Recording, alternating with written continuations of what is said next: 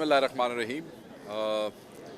आज हम यहाँ मौजूद हैं पेशावर हाई कोर्ट में और मेरे साथ मोज़म भट्ट साहब मौजूद हैं, अदील भट्ट साहब मौजूद हैं, शाह फैसल साहब मौजूद हैं और आज मैं 9-10 महीने की रूपोशी के बाद अपनी प्रोटेक्टिव बेल के लिए यहाँ पे आया हूँ और पेशावर में ILF के वकला ने, इनकी टीम ने, हमारे तहरीक इंसाफ के दोस्तों ने हमें खुशामदीद कहा है, हमारी सपोर्ट की है और मैं बिल्कुल वांगे दौल ये बात करना चाहता हूँ कि पेशावर हाई कोर्ट के अंदर रूल ऑफ लॉ के ज़ाविये से अगर हम देखते हैं तो ये अब हम मज़लूमों की पनाहगाह बन चुकी है। जो इंसाफ हमें पंजाब में, बलूचिस्तान में या सिंध में नहीं मिल रहा है, हर आदमी जो है वो पेशावर की तरफ आ रहा है और मैं समझता हूँ कि इससे पता चलता है कि यहाँ लोगों की वैल्यूज़ कितनी मजबूत हैं और लोग इंसाफ मुहैया करने के लिए किस हद तक जा सकते हैं। तो उसके लिए मैं KPK के दोस्तों का, ख़ुसूसन अपनी ILF की टीम का शुक्रगुज़ार हूँ। बस ये जो 9-10 महीने की रूपोशी थी जिसमें हमने जारहियत का, बर्बरियत का, जुल्म का, तशद्दुद का सामना किया है, अपने कारोबार तबाह करवा लिए हैं, अपने फैमिली से नहीं मिले हैं, अपने बच्चों से दूर हुए हैं, अपने दोस्तों से दूर हुए हैं और आपको ये बताता चलूँ कि पूरा इलेक्शन में अपने हलके में नहीं जा सका। मैंने इलेक्शन जीता है 1.25 लाख से ऊपर की लीड से और मैं अपने हलके में कैंपेन नहीं कर सका। मुझे कैंपेन की इजाज़त नहीं थी, वोट मांगने की इजाज़त नहीं थी। जो वोट चोर हैं, जो मैंडेट के चोर हैं, ये जलसे भी कर रहे थे, रैलियां भी कर रहे थे, मगर हम कैंपेन नहीं कर सके, वोट नहीं मांग सके। मगर इसके बावजूद आप लोगों का, आवाम का जज्बा देखें, उनकी हिम्मत देखें, उनकी खान से मोहब्बत देखें और कौज से कमिटमेंट देखें कि उम्मीदवार की गैर मौजूदगी में भी उन्होंने हमें 1.25 लाख की लीड से MNA बनाया है। अगर ये पैगाम काफ़ी नहीं है मेरे PDM के दोस्तों के लिए या जो मैंडेट चोर हैं उनके लिए, तो अगला पैगाम जो है वो अच्छा नहीं होगा। जब आप मैंडेट चोरी करके बैठेंगे, आप लेजिटिमेट नहीं होंगे, आपकी रिट नहीं होगी, आप अपनी रिट को इन्फोर्स नहीं कर सकेंगे, कोई आपको नहीं मानेगा कि आप लेजिटिमेट हुक्मरान हैं। और अल्टीमेटली मुझे ये सेटअप जो है वो चंद माह या 1 साल से ज़्यादा चलता हुआ नज़र नहीं आता। उसके बाद दोबारा यही खेल, यही तमाशा, ना ये महंगाई कंट्रोल कर सकेंगे, ना ये इकॉनमी कंट्रोल कर सकेंगे, ना ये जो बाकी सूरत हाल महंगाई की वजह से जो बाकी law and order situation create होगी, ये उसको कंट्रोल नहीं, इस काबिल नहीं है, इसलिए कि ये हकीकी नुमाइंदे नहीं हैं। हकीकी नुमाइंदों से इक़्तिदार चोरी करने वाले मैंडेट चोर जो हैं उनके लिए सिर्फ इतना सा पैगाम है, बस चंद दिन मौज कर लो जितनी करनी है चोरी के वोटों पे, इसके बाद अवाम तुम्हारा मुहासबा करेगी और वो ऐसा सख्त करेगी कि कभी फिर जहाँ से आते हो इलेक्शन लड़ने के लिए हमेशा के लिए वहीं चले जाओगे। थैंक यू जी। शेख साहब क्या कहेंगे, 9-10 महीने बाद आज मंजर है, आप पे आए हैं, कहाँ थे इतना अरसा, कैसे गुजारा है इतना अरसा? बाकी लोग भी आ रहे हैं, आपके सूबे के मेहमान थे। मैंने तो कहा कि आपके सूबे ने मेहमान नवाजी की रवायत जो है वो बरकरार रखी है। जिन्हें पनाह पाकिस्तान में कहीं नहीं मिली, वहाँ KPK के गयूर और खुददार और जांबाज लोगों ने मेहमान नवाजी का हक़ अदा किया है। कभी एक ज़िला, कभी दूसरा ज़िला, कभी तीसरा ज़िला, मगर वो मोहब्बत जो आप लोगों ने दी है, हम उसका जो है वो एहसान हम आपका कभी भी नहीं उतार सकते।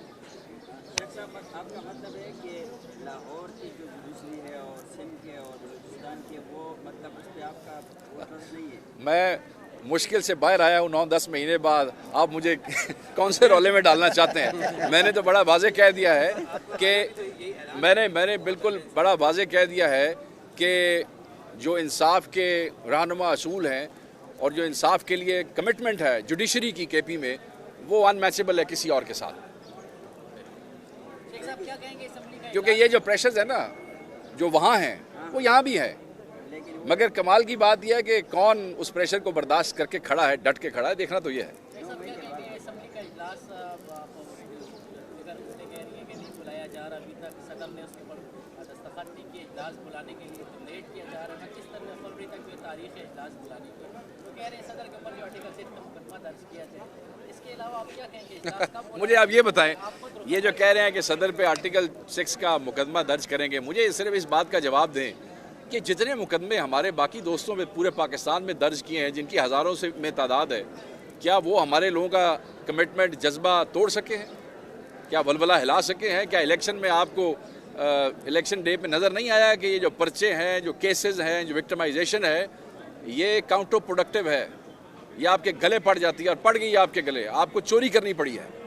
इसलिए मैं ये समझता हूँ कि जितने मर्जी आर्टिकल लगा लें आप, सच और हक जो है वो सच और हक ही है, वो तब्दील नहीं हो सकता किसी केस से। सर ये बताइए कि जो हुकूमत बन रही है पाकिस्तान में, यानी मैंडेट किसी के पास मेजॉरिटी नहीं थी, वाज़ह नहीं थी, लेकिन फिर भी हुकूमत बन गई है। आप क्या समझते हैं, क्या ये हुकूमत चलेगी अपनी एक्सपीरियंस से? सरकार ने मुख्तलिफ और बार खुद भी रह चुके हैं, क्या साबित होगी? देखें, मैंने तो आपको पहले भी कहा कि मैं नहीं देखता कि हुकूमत ज़्यादा अरसा चल सकेगी।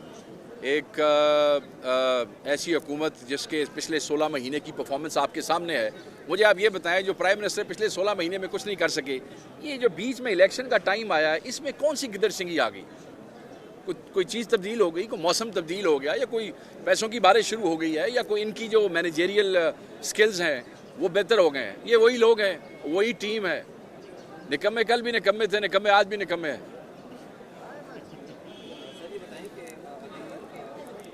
आज फैसला इलेक्शन कमीशन का सॉरी, सुन्नी इत्तेहाद कौंसिल में शमूलियत से मुताल्लिक, तो उसमें कि क्या सूरत हाल बनेगी अगर फैसला अगर आता है, कानूनी पोजीशन क्या होगी, बड़ा बताएंगे। दूसरी बात यह कि अली अमीन भुट्टो के भी यहाँ वज़ीर आला हो रहे हैं, तो वो सुन्नी इत्तेहाद कौंसिल में होकर यहाँ पर वज़ीर आला बनेंगे। बुनियादी तौर पे एक बात समझ लेनी चाहिए कि जो डिक्लेयर्ड उम्मीदवार थे पीटीआई के, उन्होंने इलेक्शन जीता है। आवाम ने इमरान खान बानी चेयरमैन जो हैं उनके मुकर्रर करदा उम्मीदवारों को वोट दिए हैं, ये बिल्कुल वाज़ेह है।